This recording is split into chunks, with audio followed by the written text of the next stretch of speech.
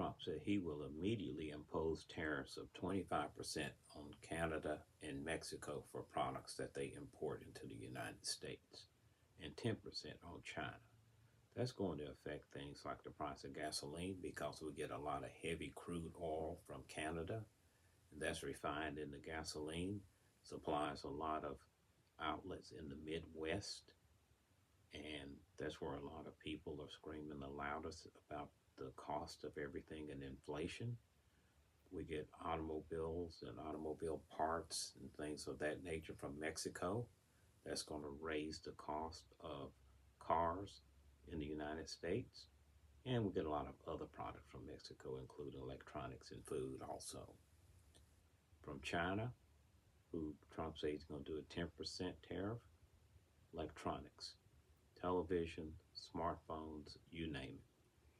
So the people that voted for Trump in overwhelming numbers were people complaining about the high cost of living, inflation, high cost of food, clothing, everything. So why do they vote for him? Well, I think they got sidetracked by shiny objects, by cultural issues, worried about transgender surgeries paid for by taxpayer money and all those kind of campaign nuggets that were thrown down. And when people tried to talk about what tariffs really were, which is a tax that eventually will be paid by people like us when we go in and buy things, it fell on deaf ears. But after the election, people start searching online for what's a tariff? A little too late. So the question is, if Donald Trump knows that the cost of living and lowering that cost is one reason his voters put him back in office, why is he imposing these tariffs that's actually going to raise their costs instead of lower it? Matter of fact, one economist figured it would cost an average family another $4,000 a year based on what things cost now. Well, the reason he's doing this, in my humble opinion, is he doesn't care. He's not there to lower your cost. And I'm going to put this in as simple terms as possible. These tariffs are a takedown, okay?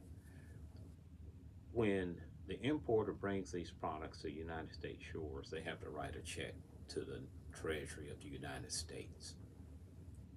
So if you impose these tariffs on all these products from these countries, that is going to bring in, I don't even know the number as far as how many billions of dollars into the national treasury.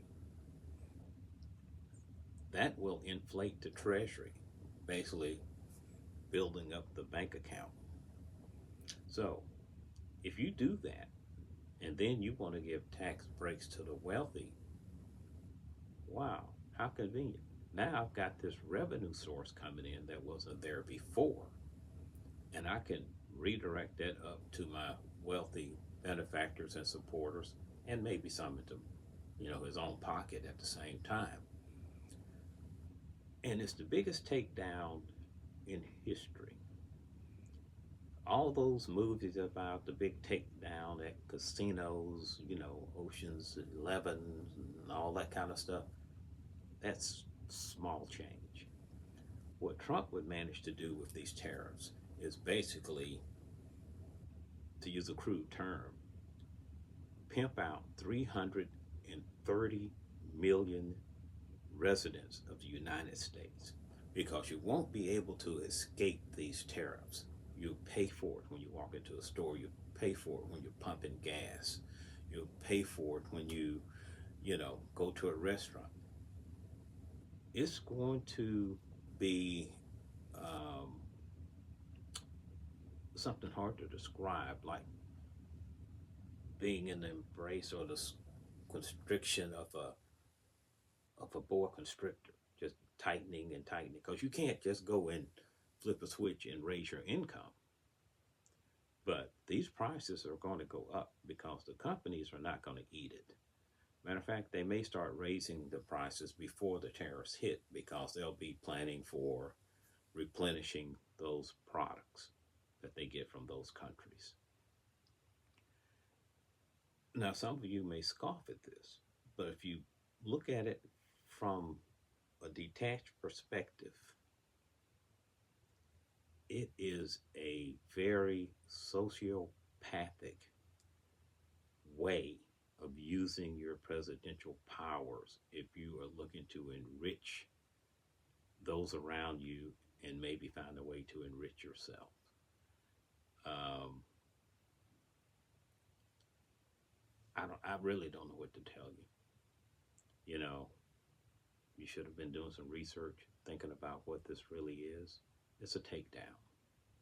It's a pump and dump scheme.